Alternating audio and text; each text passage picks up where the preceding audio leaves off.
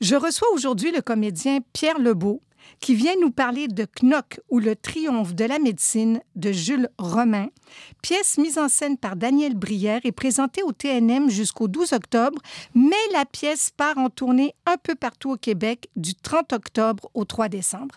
Pierre Lebeau, vous ne pouvez pas savoir le plaisir que vous me faites d'être ici aujourd'hui. Bien, j'en suis ravi, Mme Poggi. Vraiment, ça me fait plaisir, moi aussi, d'être ici. C'est la première fois, je pense, que je donne une entrevue à Radio Ville-Marie. Ça me fait bien plaisir. Et puis, c'est d'autant plus intéressant que vous venez de le souligner. La pièce va être jouée un peu partout à travers le Québec. Et je pense que Radio Ville-Marie est diffusée dans quelques-unes de ces villes-là. Alors, ça ajoute l'intérêt à cette entrevue-là, puisque des gens de partout à travers le Québec vont pouvoir l'entendre et être un peu au courant de quoi retourne Knock. On va parler de Knock dans 2 secondes, mais là, vous retrouvez votre comparse Alexis Martin, avec qui vous jouiez dans En attendant Godot. Oui, mais que j'avais pas quitté, puisque entre les deux, il s'est passé que Alexis avait écrit Camillien Wood, le petit gars de Sainte-Marie. Puis j'avais eu le plaisir de jouer cette pièce-là, de jouer Camillien Wood, sous la direction de Daniel Brière. Alors, on forme une équipe, même si on travaille beaucoup à l'extérieur avec d'autres personnes, on se retrouve régulièrement. Si je vous parlais de cette pièce-là en particulier, c'est parce qu'elle avait été présentée au TNM. Bien sûr, vous avez travaillé entre-temps. Effectivement, vous avez raison. Oui. Alors là, je vais vous avouer quelque chose. En allant au TNM, je savais très bien que la pièce jouait là, mais j'avais l'impression d'arriver à l'espace libre. Parce que l'équipe qui joue dans cette pièce, plusieurs en font partie. Est-ce que vous croyez qu'elle a été présentée au TNM parce que l'espace libre est en rénovation présentement? Non, je crois pas. Je pense que c'était une volonté, un désir très profond qu'avait Daniel Brière, le metteur en scène, de monter un classique, puisque Knock, avec le temps, ça a été écrit en 1923. Knock, avec le temps, donc, est devenu une sorte de classique de la comédie. Dans ce cas-ci, une comédie assez noire, assez sombre, mais quand même une comédie. Et que Daniel avait le goût de faire ça. Pièce, Knock, qui correspondait pas, je crois, aux critères du NTE ou à tout le moins à la programmation habituelle du NTE. Et Daniel avait le goût de faire cette mise en scène-là. Alexis avait l'envie profonde de jouer Knock. Et donc, ils se sont présentés au TNM, ils ont fait cette proposition-là. Lorraine a lu et relu et re-relu la pièce, Lorraine Pintal. Et finalement, assez rapidement, ils sont entendus sur une date dans la programmation. Mais je pense que si elle avait été présentée à l'espace libre, le budget n'aurait pas été le même non plus. Ah, ben non, évidemment, évidemment. Non, puis je pense que c'est une pièce qui demande un grand plateau, qui demande une grande salle. Puis le TNM offre ça, offre des possibilités techniques que le NTE n'a pas encore pour l'instant. Oui. Le décor de Jean Bart est magnifique. Magnifique. Un décor en noir et blanc, avec quelques zones de gris, très expressionniste. Les éclairages le sont aussi les éclairages de Lucie Bazot, des éclairages très contrastés qui mettent en lumière, sans faire de jeu de mots, le côté sombre de cette histoire-là. C'est quand même... Ça reste une comédie, mais pour rappeler aux gens ce que c'est l'histoire d'un monsieur qui s'appelle Monsieur Knock, qui se prétend médecin et qui achète la pratique du docteur Parpalet que j'incarne et il achète donc sa pratique. Mais sauf que c'est une pratique qui est pas rentable du tout.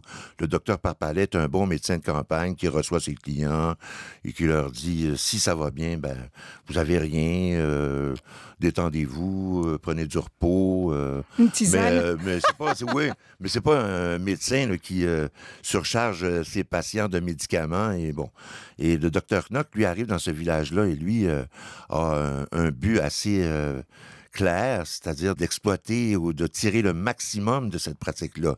Donc, il rencontre des gens qui, à prime abord, n'ont rien, sont en bonne santé, mais qui ressortent du bureau totalement dévastés parce que le docteur Knock leur a trouvé des maladies, souvent des maladies inconnues d'ailleurs, qui va soigner avec des choses qui impressionnent les places. Je vais vous soigner à la radioactivité, Les gens sont totalement impressionnés par le pseudo-savoir de ce personnage-là. Finalement, sa réputation se fait, on vient de partout, non seulement du canton, mais de partout autour du canton pour être reçu, pour être diagnostiqué par le docteur Knock, de sorte que tout le village devient un vaste hôpital. Même le petit café, le petit hôtel de la place devient un hôpital. Tout le monde est sous observation, tout le monde est alité. Alors, ça en dit pas mal sur la médecine d'aujourd'hui et sur les patients aussi d'aujourd'hui, je trouve. C'est-à-dire que, effectivement, je vais parler de ce qui me concerne. Ça m'est arrivé quelquefois d'aller voir un médecin, puis tu ressors de là avec une liste de 12 examens à passer, au cas où tu aurais quelque chose, mais quelque chose dont tu ressens pas du tout les symptômes. Puis c'est toujours inquiétant. Tu te dis, bon, si on me fait passer 12 examens, c'est que peut-être qu'on pressent un malaise, qu'on pressent une grave maladie. Puis finalement, ben, je pense qu'aussi, nous, comme patients, on a aussi adhéré à ça. C'est-à-dire que combien de fois j'ai entendu des gens dire « Oh, je suis allé voir tel médecin, mais il m'a rien trouvé. Je vais aller en voir un autre au cas où il me trouverait quelque chose, lui. » C'est comme si on était inconsciemment ou consciemment peut-être à la recherche d'un malaise ou d'une maladie qui pourrait surgir comme ça de nulle part. On est aux aguets. C'est normal de réagir comme ça parce que ça fait partie foncièrement de l'être humain. La pièce a été écrite en 1923, mais je pense qu'avant, c'était pareil. Avant 1923, c'était pareil. Puis que maintenant, en 2019, puis plus tard aussi, ce sera pareil. C'est-à-dire que l'être humain, fondamentalement, a peur de mourir, a peur de souffrir. Donc, c'est un réflexe assez normal de vouloir comme être à l'aguet, à l'affût du moindre petit bobo qui peut se présenter. Hein. Mais Pierre Lebeau, une des grandes différences entre Knock et votre personnage du docteur Parpalais, c'est que lui parle de clients alors que vous parliez de patients. Oui, exactement. Pour lui, ce sont des clients. Et c'est un langage qu'on entend de plus en plus. Je l'ai entendu récemment de la bouche d'un médecin qui ne parlait pas de ses patients, mais qui parlait de ses clients. C'est assez inquiétant. Donc, au fond, l'auteur était un peu avant-gardiste. Absolument. Moi, je pense que oui. Ah oui, il a vu venir comme cette espèce d'effervescence du diagnostic, de l'examen clinique. Je pense qu'il a vu venir ça. On y échappe. Je trouve que c'est un peu paradoxal parce que la médecine est de plus en plus perfectionnée, de plus en plus technologique. On pourrait se dire que peut-être qu'un seul examen suffirait à tout voir, à tout repérer. Mais non, on passe un examen qui est soi-disant extrêmement perfectionné. Et là, on nous en recommande 8 autres. Ça, c'est sans compter la liste de médicaments qui nous sont prescrits, parce qu'il y a une dimension importante dans la pièce, c'est que le pharmacien du village, avec le docteur Parpalais, le pharmacien Mousquet, lui, ses affaires, ça roule pas rondement pendant que le docteur Parpalais est là. Mais dès que le docteur Knock arrive, Mousquet fait des affaires d'or et ça devient comme une véritable entreprise. On le voit au début, il est habillé sobrement, un petit veston élimé un peu, mais là, peu à peu, il est habillé comme presque une rockstar. Oui. Donc, ils vendent des médicaments, puis les gens sont contents, puis ils achètent des médicaments, puis ils ont l'impression de se sauver la vie. C'est peut-être signe des temps, je sais pas. Quelquefois, je me suis passé la réflexion aussi, puisque ça fait partie aussi de la médecine, la psychologie. Je sais pas, il fut une époque où... en tout cas, moi, je suis assez âgé pour me rappeler que des psychologues, quand j'étais enfant, il n'y en avait pas beaucoup. Mais les gens se parlaient entre eux, s'entraidaient. Là, c'est devenu... c'est presque devenu une entreprise. Je ne dis pas qu'ils font pas du bon travail. Je pense que ces gens-là font un excellent travail et qu'ils aident énormément de gens et qu'ils les aident très bien. Mais je veux dire, il y a quand même eu une époque où les gens... faute de psychologues, ben, s'aidaient entre eux, se parlaient entre eux, essayaient de se comprendre, essayaient de se donner des trucs, des astuces pour surmonter telle ou telle difficulté. Ça a comme disparu. Est-ce à dire que l'écoute, que l'empathie a disparu? Je pose la question, je ne sais pas. Mais on a de moins en moins de temps dans les bureaux des médecins, de toute façon. Exactement, oui. Exactement. Alors, je vais nommer les comédiens qui vous accompagnent absolument, sur scène. Mme Poggi. J'adore la façon dont vous prononcez mon nom de famille. Donc, il y a Alexis Martin à vos côtés, Sylvie Moreau, Didier Lucien, Évelyne de la Chenelière, Marie-Thérèse Fortin et un invité surprise dont on ne dira rien ici. Cette pièce, l'aviez-vous lue, Pierre Lebeau, à l'époque? Oui, je l'avais lue adolescent. Ah oui, j'avais lu ça adolescent. De même que j'avais vu dans un ciné-club, je pense, Nosferatu. Il faut dire ici aux auditeurs que Knock était l'assistant du docteur Nosferatu. En tout cas, je me rappelle vaguement. Du conte. Oui, bon, enfin, c'est issu du film Nosferatu.